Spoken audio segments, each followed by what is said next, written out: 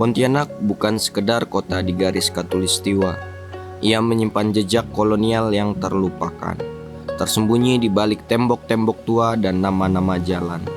Dahulu, kawasan ini diidentifikasi dalam peta tahun 1934 sebagai Duizend Vierkanten Paal, 1000 tiang persegi yang menandai batas awal kota, buatan pemerintah kolonial Belanda.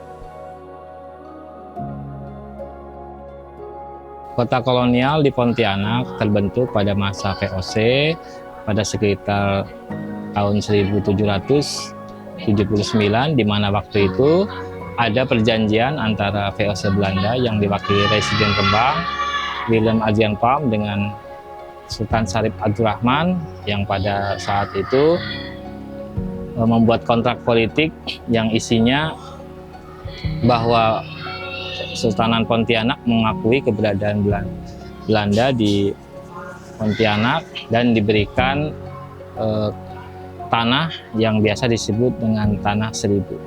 Duizend Vierkanten Paal itu adalah Tanah Seribu pemberian dari Sultan Pontianak, di mana menurut cerita pada waktu itu Sultan Pontianak Syarif Abdurrahman Al-Qadri memberikan tanah kepada VOC Belanda selebar kulit lembu, yang pada waktu itu pemerintah atau VOC Belanda dikatakan mengiris-iris selembar kulit lembu itu menjadi beberapa bagian, ada mengatakan 1000 bagian, yang dimana irisan tersebut seperti benang dan menjadi ukuran tanah 1000 tersebut.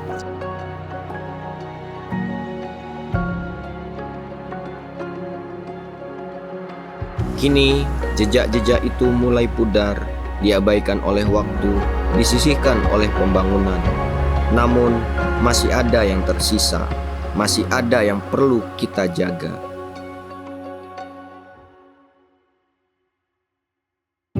Kami menelusuri bangunan-bangunan yang telah ditetapkan sebagai cagar budaya.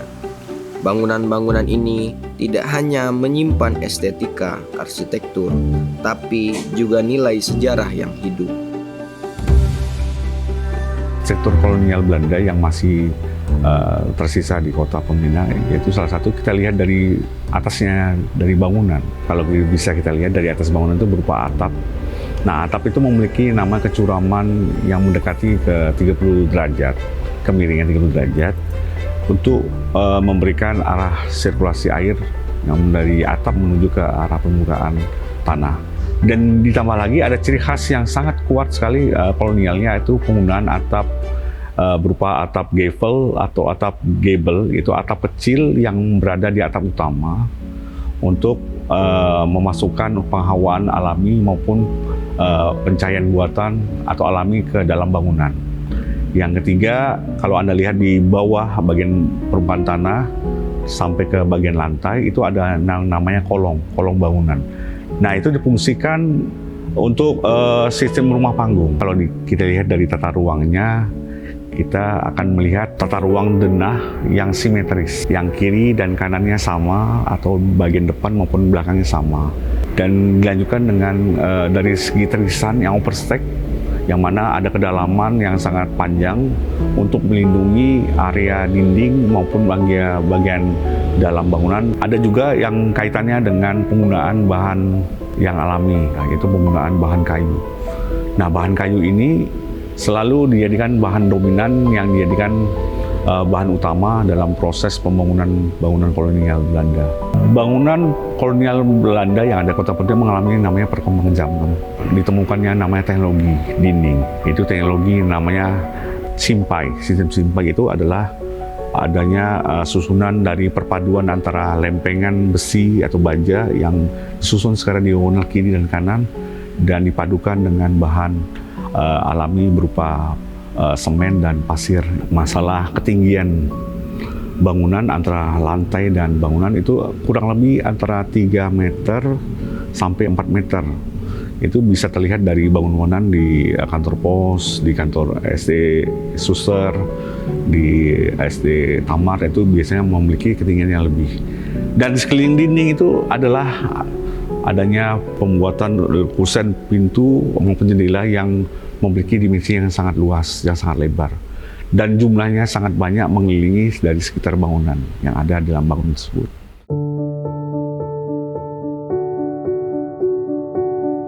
Cagar budaya adalah warisan budaya kebendaan berupa benda, struktur, bangunan, situs, dan kawasan yang letaknya itu di air dan di darat, yang memiliki nilai penting sejarah, ilmu pengetahuan, pendidikan, agama, dan atau kebudayaan melalui proses penetapan. Nah, saya garis bawahi nilai penting. Nah, nilai penting inilah yang menjadi esensi sebuah objek menjadi cagar budaya.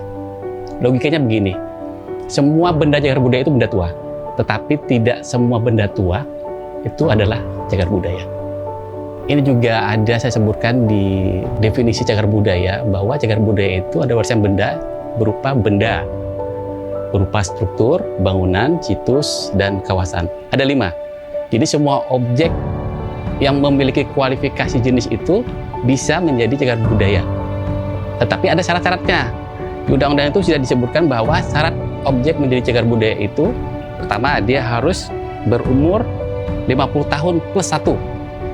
Satu maksudnya 1 hari, bukan 1 tahun. Jadi 50, kemudian telah memiliki masa gaya selama 50 tahun. Biasanya antara usia dan masa gaya ini selalu berhubungan. Ketika dia berumur 50 tahun, maka biasanya masa gayanya itu juga 50 tahun. Nah, yang ketiga ini, dia memiliki arti penting bagi sejarah, ilmu pengetahuan, pendidikan, agama, dan kebudayaan. Ada di dalam definisi. Dan yang keempat, dia harus memiliki arti khusus budaya yang menjadi kepribadian bangsa. Yang keempat ini kadang-kadang agak sulit orang awam menafsirkan, tapi saya kalau ingin menyederhanakan bahwa objek tersebut bisa menjadi cagar budaya apabila ia mewakili keinginan masyarakat sebuah wilayah. 4 syarat ini kalau tidak bisa dipenuhi oleh objek, maka ia tidak bisa. Jadi harus 4-4-nya terpenuhi. Kalau tidak bisa, maka ia tidak dapat ditetapkan sebagai cagar budaya.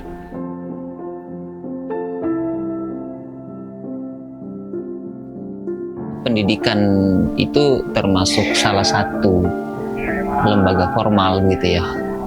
Kalau ditanyakan mengenai objek-objek cagar budaya, termasuk objek cagar budaya kolonial, ini sebenarnya bukan hanya pendidikan yang memiliki tanggung jawab untuk itu. Dalam hal ini mungkin secara formal gitu ya, sebenarnya kan ada pendidikan, ada masyarakat, ada pemerintah, ada media yang harus bertanggung jawab.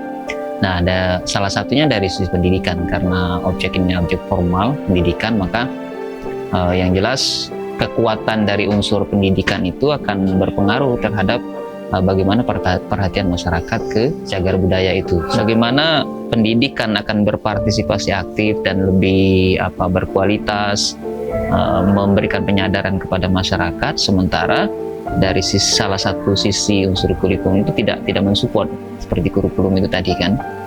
Jadi itu saya pikir aspek-aspek itu atau unsur-unsur itu yang akan mendukung, ya, bahkan mendapatkan dukungan maksimal ketika ada satu tanggung jawab yang akan diemban oleh instansi pendidikan gitu ya, secara formal kepada peningkatan kesadaran masyarakat terhadap keberadaan benda-benda cagar budaya di satu wilayah atau lokal masyarakat tertentu.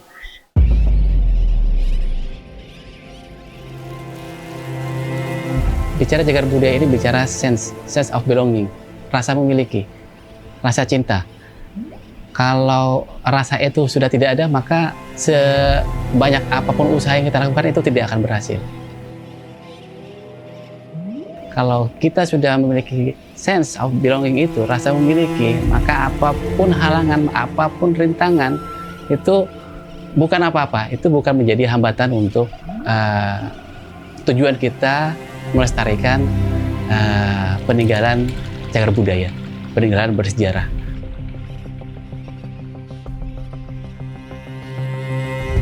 Generasi muda sekarang harus bisa memiliki rasa dalam kesadaran dirinya bahwasanya rasa memiliki, rasa untuk memelihara antara peninggalan yang satu dengan yang lain, sehingga terjaga kelestarian bangunan-bangunan kolonial Belanda yang ada di Kota Pontianak. Dan mereka nanti akan menurunkan warisan tersebut ke anak cucunya. Berbagai peninggalan masa kolonial di Kota Pontianak yang masih ada kepada masyarakat dan generasi muda khususnya hendaknya dijaga, dirawat, dan dilestarikan secara bersama-sama agar bangunan-bangunan tersebut tidak hilang, tidak musnah, tidak hancur, ya, sehingga bisa diwariskan kepada generasi yang akan datang.